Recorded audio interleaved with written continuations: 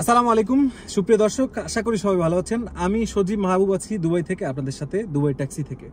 তো গত 2024 সালের 5ই আগস্ট মানে 4 আগস্ট রাতে হচ্ছে আমি দুবাইতে আসি এবং দুবাই ট্যাক্সি কর্পোরেশনের সাথে আমি যুক্ত হই, যেটা বর্তমানে আমার প্রফেশন।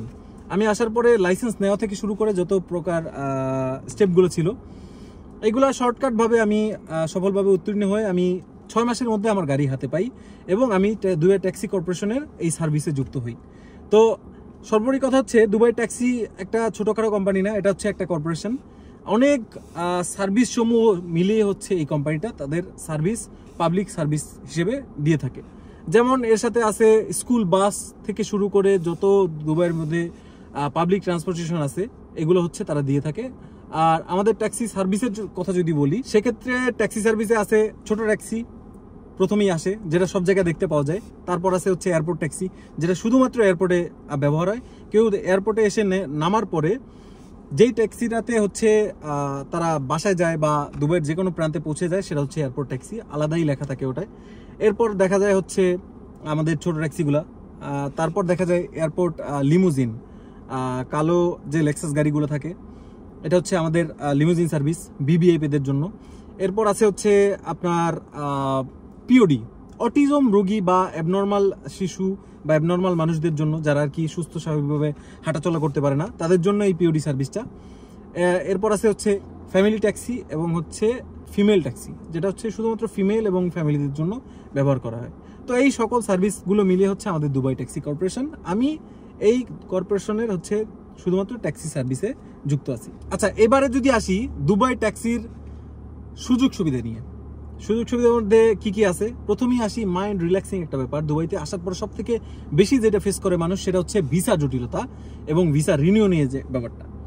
আমাদের 2 বছরের ভিসার রিনিউ খরচ হচ্ছে মাত্র 705 দিরহাম, যেটা কিনা বাংলা টাকায় 20-25 হাজার টাকার আশেপাশে।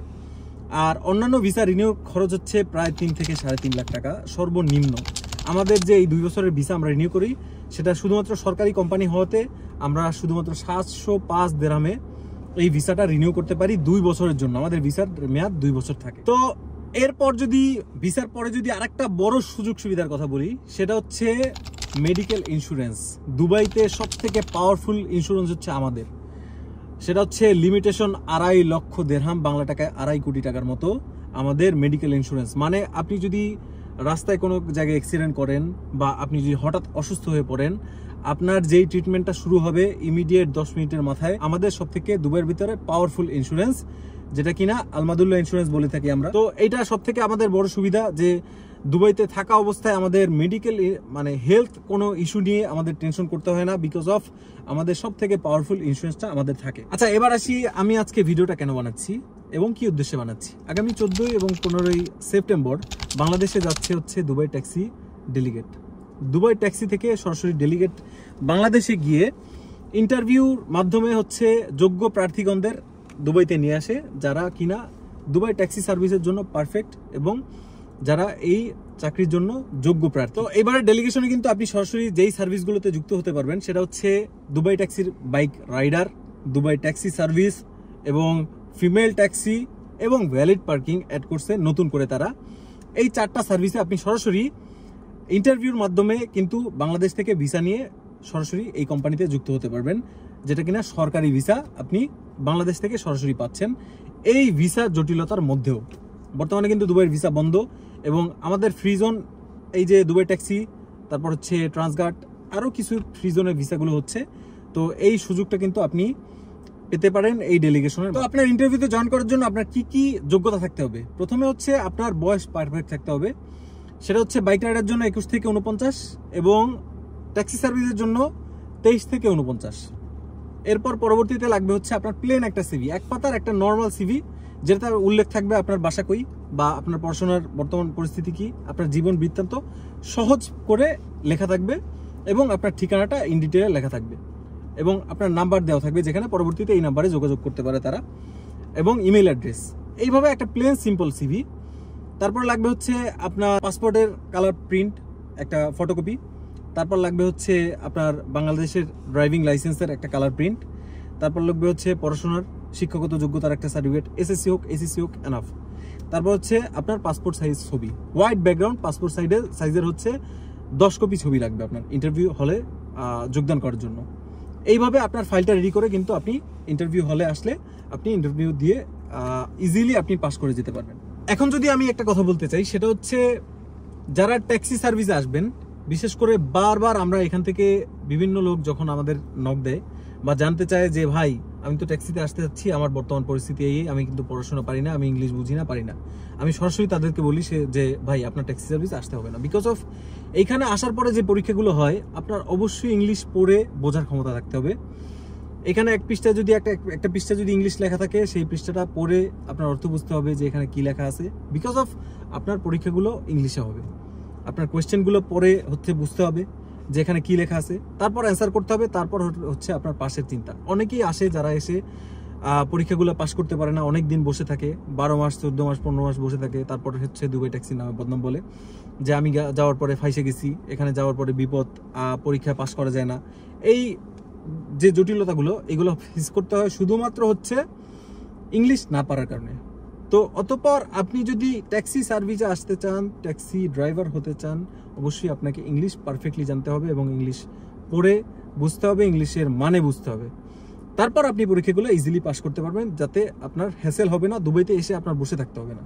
সব থেকে মানুষ আসার পরে এই বোকামিটা করে যে ইংলিশ পারে না, বোঝে না, মানুষের কথা শুনে চলে আসে যে 1 লাখ 1.5 লাখ টাকা বেতন, আইসা পরে পরীক্ষা পাস করতে পারে না এবং বিভিন্ন জটিলতা ফেস করে, বিভিন্ন ঝামেলায় পড়ে, তারপর দুবাই ট্যাক্সির বদনাম গায় যে এখানে আসলে ঝামেলা, আসার পরে বিভিন্ন জটিল সিচুয়েশনে পড়তে হয়।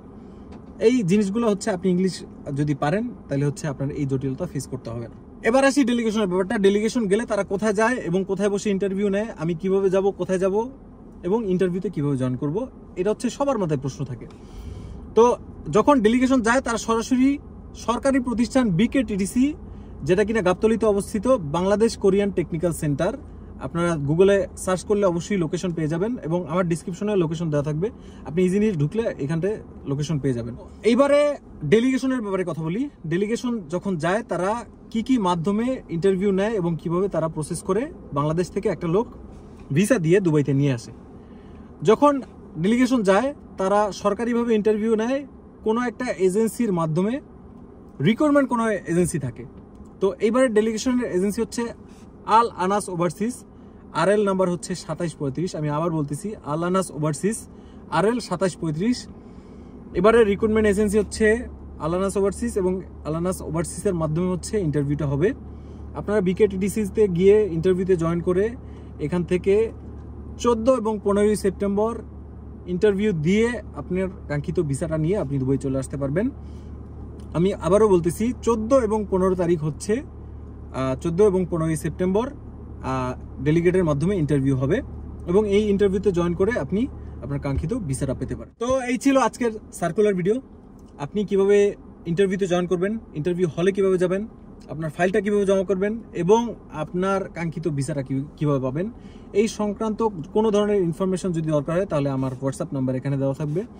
দুবাইতে বর্তমানে যারা আছেন এবং বাংলাদেশে যারা আছেন, ইনসাইড আউটসাইড সব জায়গা থেকে দুবাই ট্যাক্সির ভিসা জনিত ইনফরমেশন যদি প্রয়োজন হয় তাহলে আমার সাথে যোগাযোগ করতে পারেন। কিছু স্পেসিফিক মানুষদের জন্য আমার একটা ছোট্ট ইনফরমেশন থাকবে, ছোট্ট একটা কথা থাকবে, সেটা হচ্ছে আপনারা যখন ভিসা চান বা আপনারা যখন ভিসা নিয়ে দুবাইতে আসতে চান তখন হচ্ছে আপনারা সরাসরি মফস্বল এলাকার কিছু মানুষদের সাথে যোগাযোগ করেন এবং বিভিন্ন ধরনের জটিলতায় পড়েন। আমরা এখানে থেকে অনেক সময় এই ব্যাপারগুলো জানি এবং শুনতে পারি।